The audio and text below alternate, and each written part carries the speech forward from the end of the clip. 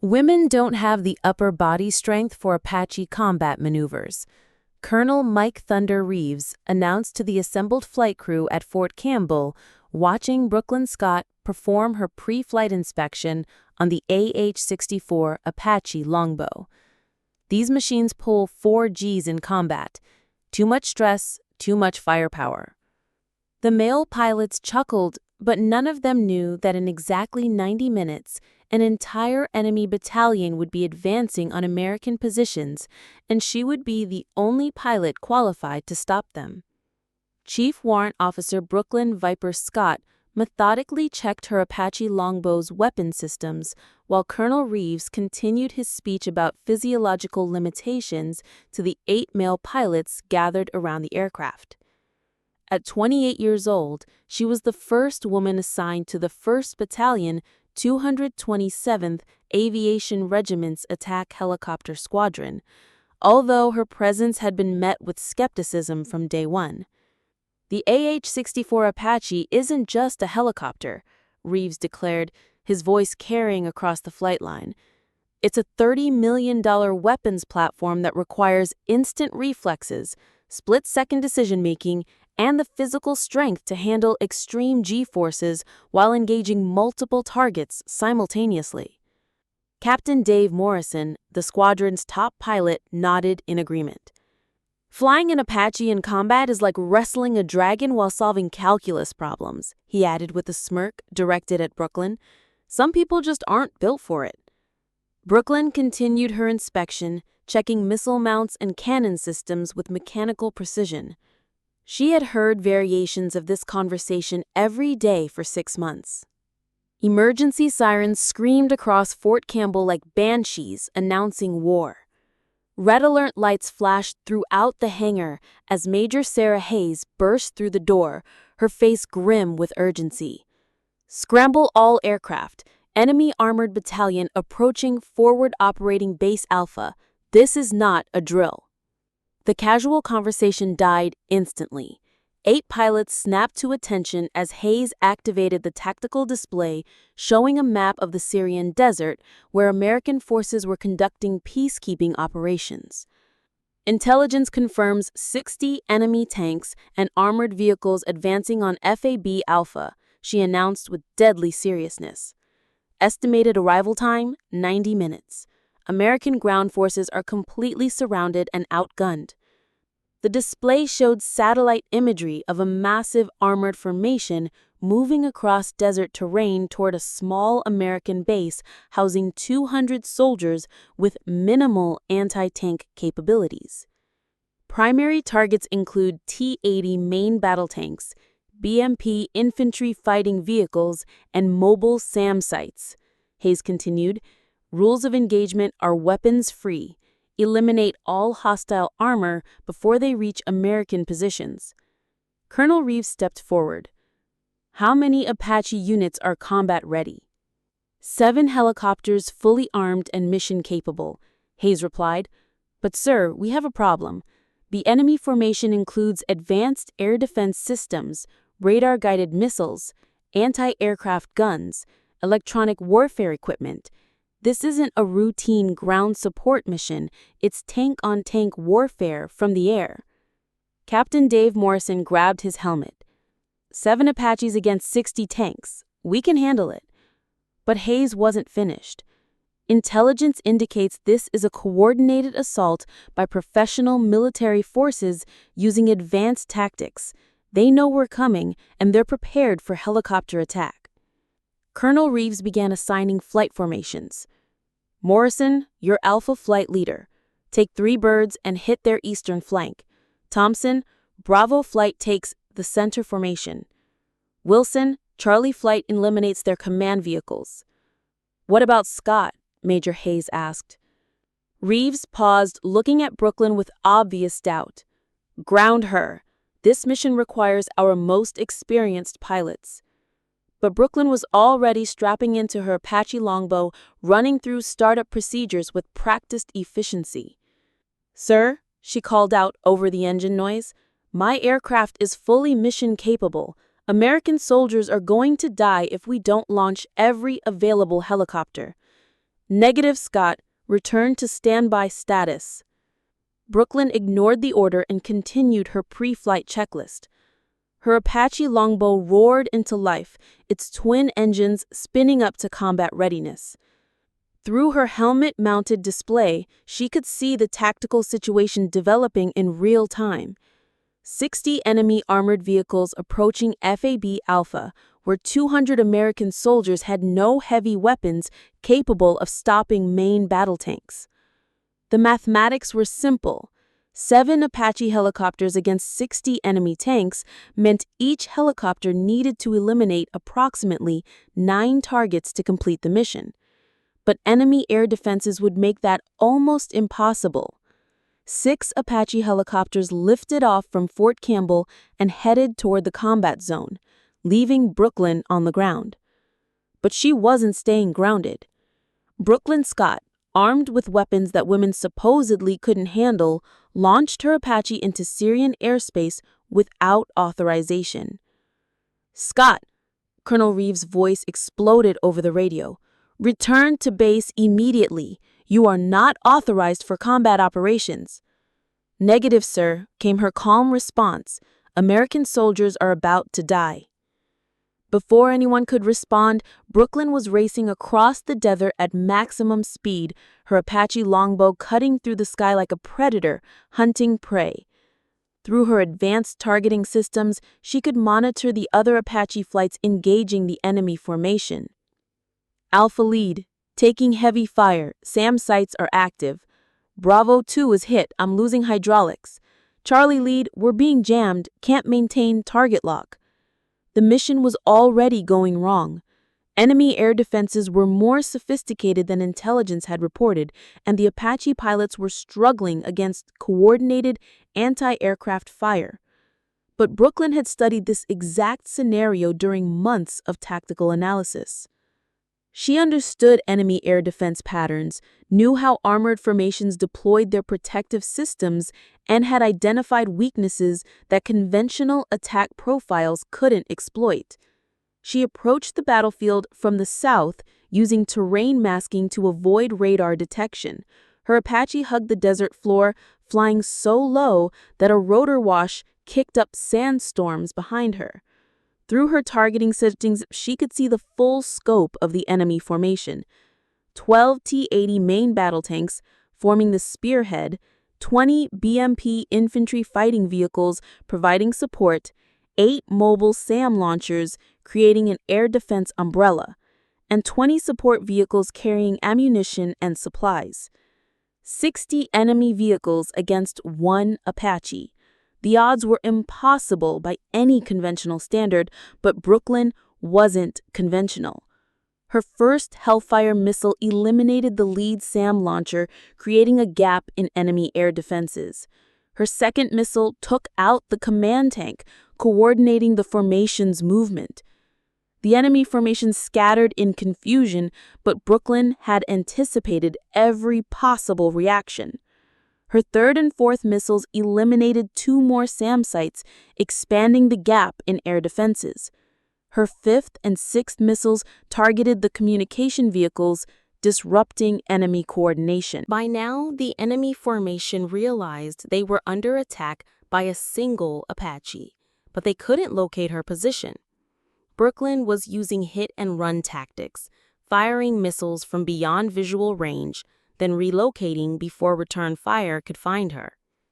Her seventh missile eliminated a fuel truck, creating a massive explosion that damaged 3 nearby vehicles. Her eighth missile took out an ammunition carrier, causing secondary explosions that destroyed 2 more tanks. 9 enemy vehicles eliminated in less than 3 minutes, but she was just getting started. Brooklyn transitioned to her 30mm chain gun, engaging targets that were too close for missile attack.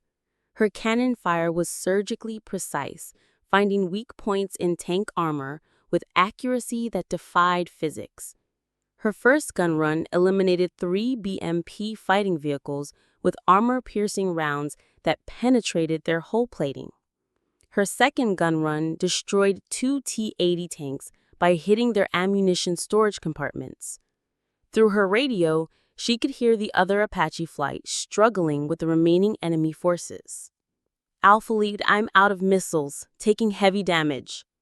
Bravo Flight, we lost 2 birds, requesting immediate backup.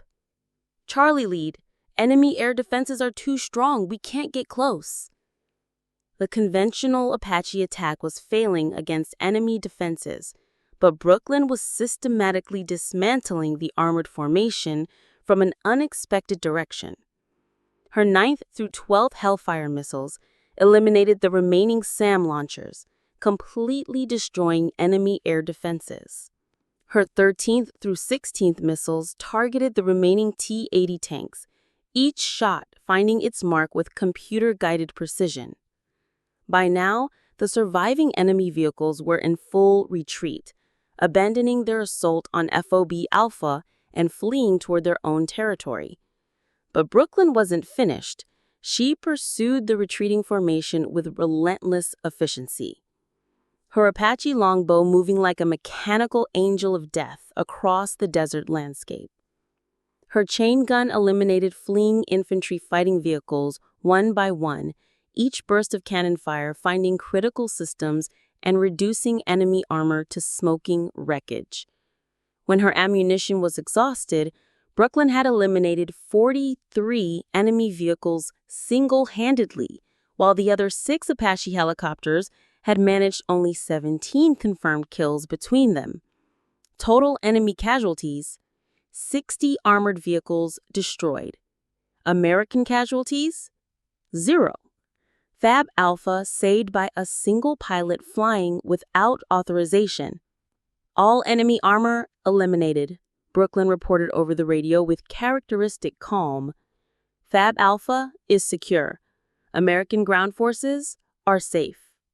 The silence that lasted exactly 15 seconds. Then every pilot on the radio frequency began talking at once. Did she just say all enemy armor eliminated? 60 vehicles destroyed by 1 Apache? How's that even possible? She saved the entire base. Colonel Reeves' voice cut through the chatter. Scott, what's your status? Returning to base, ammunition expended, mission accomplished, Brooklyn replied. American soldiers are safe. As Brooklyn's Apache approached Fort Campbell for landing, the entire base had turned out to watch. Ground crews, maintenance personnel, administrative staff, and off-duty pilots lined the flight line to witness the return of the pilot who had accomplished the impossible. Her Apache Longbow touched down with the same precision that had characterized her combat flying. As she shut down the engines and began her post-flight procedures, Colonel Reeves approached her aircraft with an expression she had never seen from him before. Scott, I need to understand what happened out there. According to our tracking systems, you eliminated more enemy armor in one mission than most Apache pilots destroy in their entire careers. Brooklyn removed her helmet, her hair damp with sweat from the intense combat mission.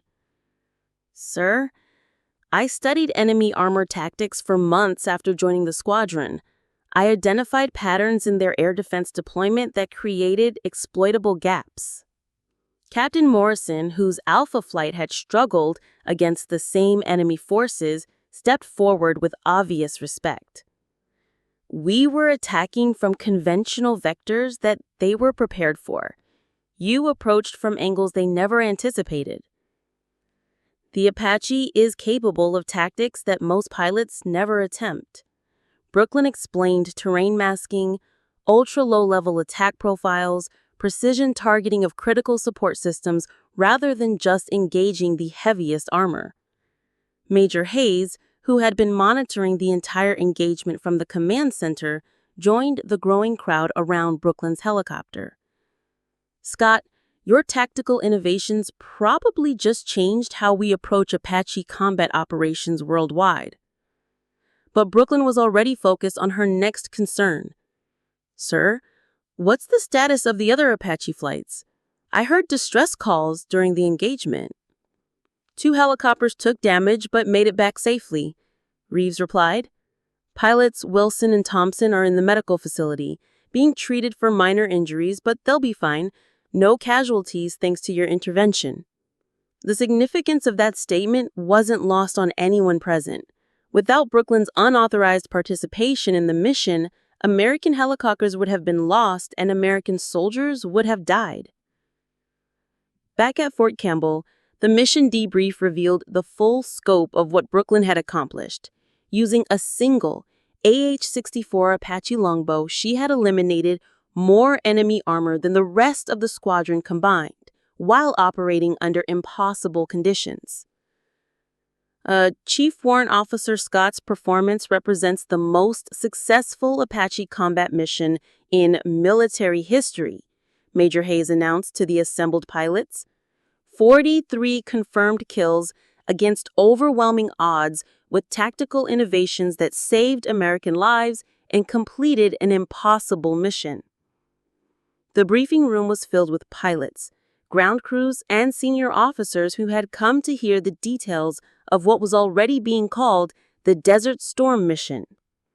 Brooklyn sat quietly in the front row, still wearing her flight suit, while Hayes presented satellite imagery and tactical analysis of her engagement. The enemy formation was using advanced air defense tactics specifically designed to counter Apache helicopter attacks, Hayes continued. They had created overlapping fields of fire that should have made helicopter approach impossible. The display showed the enemy formation before Brooklyn's attack.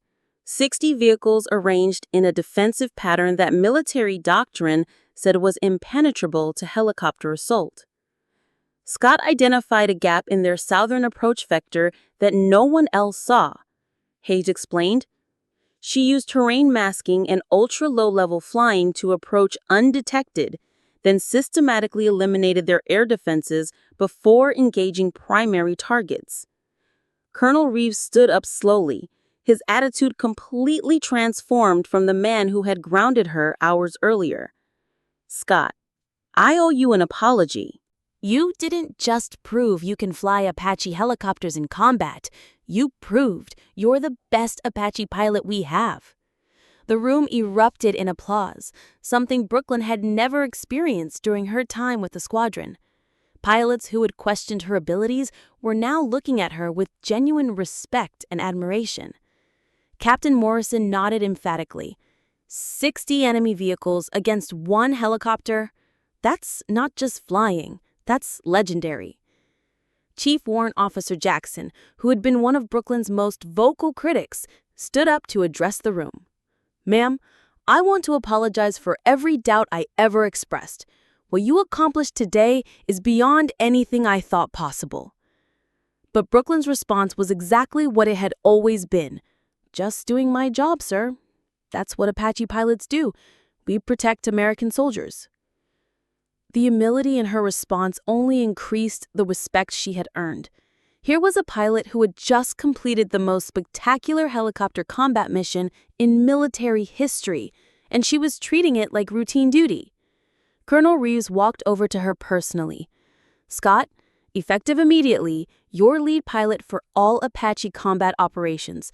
You'll train the rest of the squadron in your tactical methods." For the first time since joining the unit, Brooklyn Scott smiled. "Thank you, sir. I won't let the team down."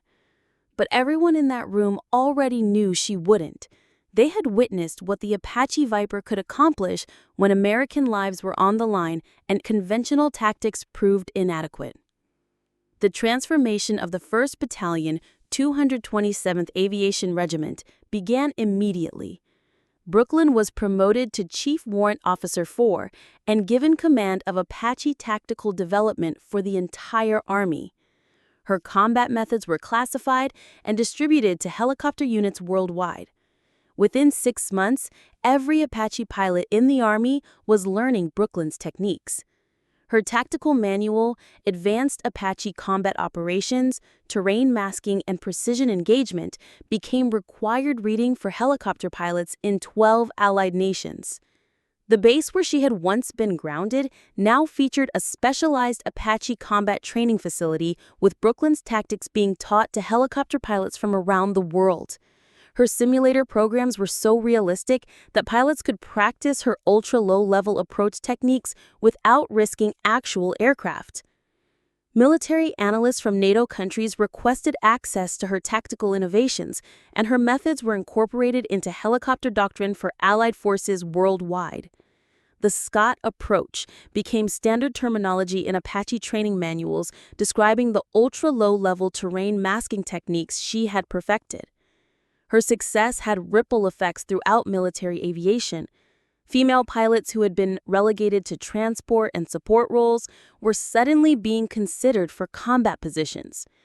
Brooklyn's performance had shattered the assumption that women lacked the physical capability for attack helicopter operations. But more importantly, she had fundamentally changed how the military approached Apache combat operations. Her perfect performance had proven that helicopter warfare wasn't about brute force. It was about precision, tactics, and understanding both your aircraft and your enemy. "The Apache isn't just a flying tank" became her signature teaching phrase. It's a precision instrument that reveals its full potential only to pilots who understand its true capabilities. Colonel Reeves, now her second-in-command for combat operations, kept a tactical map showing all 60 enemy vehicle kills from the Syrian mission. Each pin represented an enemy tank or armored vehicle destroyed by a pilot they had initially refused to deploy. Underneath the map, in his own handwriting, were the words that had become a legend in the Apache community. "She flies like the helicopter was built for her." 2 years after the Syrian mission, Brooklyn was selected for promotion to major and given command of the Army's first all-female Apache squadron. The unit, designated the Desert Vipers, became the most requested helicopter support unit in military history. Her perfect combat record continued through 18 additional missions across 3 different theaters of operation. In each engagement, she demonstrated the same precision, tactical brilliance, and absolute dedication to protecting American forces that had characterized her breakthrough performance. The Desert Viper squadron under her command achieved a collective kill ratio that exceeded any other helicopter unit in military history. Every pilot she trained carried forward her tactical innovations and her philosophy that excellence transcended gender. Major Brooklyn Scott became the youngest helicopter pilot ever awarded the Distinguished Flying Cross with Valor, recognizing not just her Syrian mission, but her continued excellence in combat operations. Her medal citation specifically mentioned her revolutionary tactical innovations that fundamentally changed helicopter warfare doctrine. International military delegations visited Fort Campbell specifically to observe Brooklyn's training methods. Her techniques were being taught to helicopter pilots in over 20 countries, and several nations had requested her assistance in developing their own attack helicopter programs. The woman they said couldn't handle Apache combat maneuvers had become the most decorated helicopter pilot in Army history. The pilot who couldn't handle the stress had redefined what Apache helicopters could accomplish in combat. Her response to their skepticism hadn't been arguments or complaints. It had been 60 enemy vehicles destroyed, 200 American soldiers saved, and the most spectacular Apache combat performance ever recorded. Sometimes the most powerful response is the one delivered through perfect execution under impossible circumstances. Brooklyn Viper Scott had provided exactly that kind of response, proving that the right pilot and the right aircraft could accomplish what entire squadrons couldn't achieve through conventional tactics. The Apache had found its perfect pilot, and she had proven that some warriors were born to fly machines that others couldn't even imagine mastering. From that day forward, no one questioned whether women could fly Apache helicopters in combat. The only question was whether anyone else could fly them like Brooklyn Scott. The Syrian desert had witnessed the birth of a legend, the Apache Viper, who could eliminate entire enemy battalions while others struggled to hit individual targets. And that legend would never be forgotten by anyone who witnessed what one pilot could accomplish when American lives hung on the balance and conventional wisdom proved utterly wrong. Years later, when military historians analyzed the most significant helicopter combat missions of the 21st century, Brooklyn's Syrian engagement would top every list. 60 enemy vehicles destroyed by a single pilot in one mission remained unmatched by any helicopter combat record in military history. But for Brooklyn, the statistics mattered less than the result. 200 American soldiers who went home safely because she refused to accept limitations that others tried to place on her capabilities. The Apache Viper had proven that excellence knows no gender, only results. And her results spoke louder than any argument ever could.